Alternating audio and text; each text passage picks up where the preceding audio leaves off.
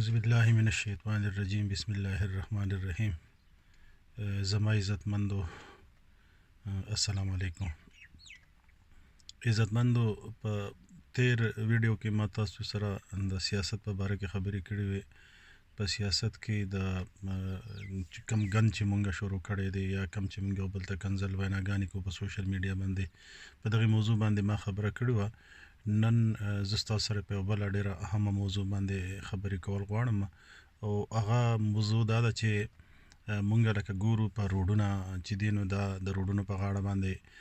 یا د روډونو په منځ کې مونږ ګاډی ودرولي یا مونږ رکشې ودرولي او مونږ هغه روډونه چې هغه بند کړي او دا دغې وجې نه د دغې روډونو د بندېدو د وجې نه چې دی نو هغه عامو خلکو ته او ډېر زیات تکلیف او عموما په بازارونو کې ټریفیک جام او کله کله د دې سره ډېر زیات مطلب دی چې انسانان د حادثو سره مخ شي. لکه مثال په توګه د چا سره ډېر سخت بیماري هغه هسپتال ته رسولي امبولانس کې یا په خپل ګاډي کې نو عموما ټریفیک جام نو په دې وجې نه چې هغه په وخت باندې هغه مریض هسپتال ته ونه رسولی شي او هغه په حق ورسي یا هغه ته نور مطلب دا دی چې ډېر زیات تکلیف ورسي. نو دا قسمه مسایل چې دي نو دا د دې سره نن سبا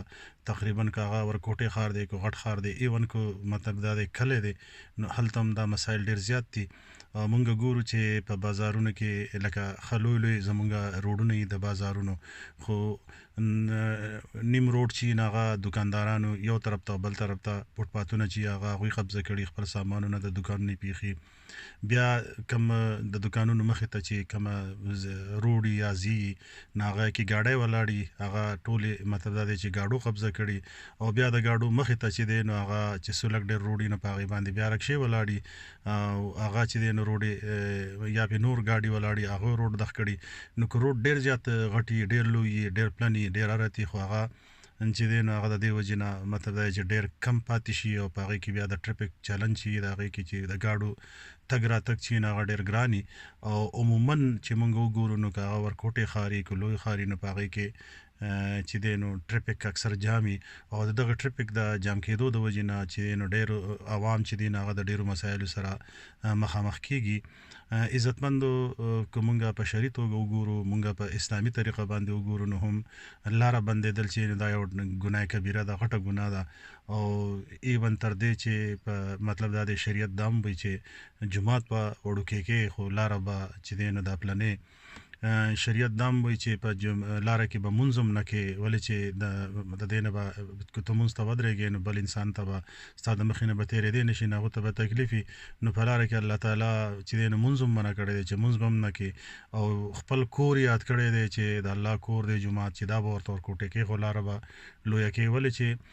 د لارې ډېر زیات مسایل د لارې چې هغې کې انسانانو ته ډېر زیات تکلیفونه رسي او الله تعالی په خپل مخلوق چرته هم تکلیف ته نه پرېږدي او هغه نه غواړي چې زما په مخلوق ته تکلیف راشي. نو په دې وجه باندې چې نو په حدیثو کې په قرآن کې د دې خبرې بار بار ذکر شوی دی او د لارې د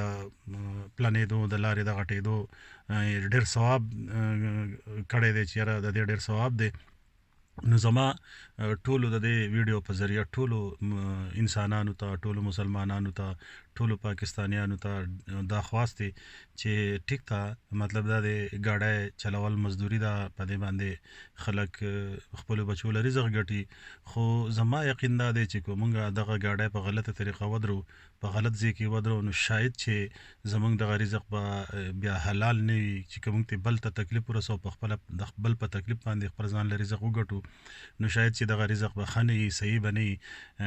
په شرعي لحاظ به هم دغه مطلب دا دی چې او په اخلاقي توګه به هم دغه رزق چې هغه به ښه نه لګي. بل چې دی نو لکه دغه شان رکشې دي هغه په روډونو کې ولاړې نو که په دغه رکشې والا که ډېر زیات مطلب دا دی ماښام ډېرې پیسې وګټي خپلو بچو له یې ویسي خو دوه ثابته ورځ ځان زرې زرې کړي خو د دغې لږې غلطۍ په وجه باندې به چې نو شاید چې د دغه پیسې چې نو دا لکه مطلب دا دی چې یعنې صحیح پیسې نه وي ولې چې دو په کېدای شي چې دو د روډ په بلاکېدو په وجه باندې چې نو یو بل انسان ته یو بل مسلمان ته یو بل بنیادم ته چې دی نو یا یو مریض ته به شاید چې تکلیف رسېدلی او دغه تکلیف چې دی نو دغه به لکه مطلب دا چې دو په کاته کې راغلی هغه په دو پسې حساب شوي نو که دی ډېر زیات محنت کړی که ډېر زیات مطلب دا دی چې ثابته ورځ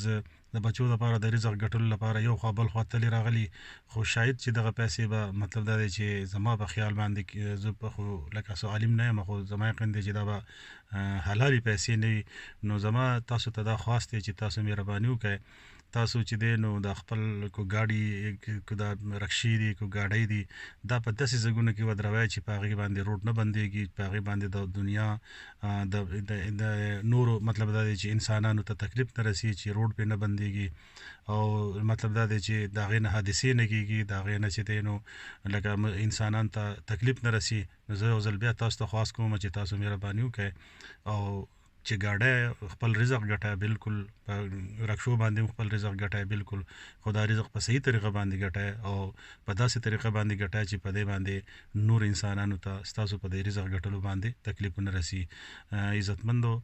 دا یو څو خبرې ما ستاسو سره شیر کړې امید دی چې تاسو به زما دا خبرې لږ په غور به واورئ او په دې باندې به انشاءالله عمل وکړئ او بل زه تاسو ته دا یو خواست کوم چې زما د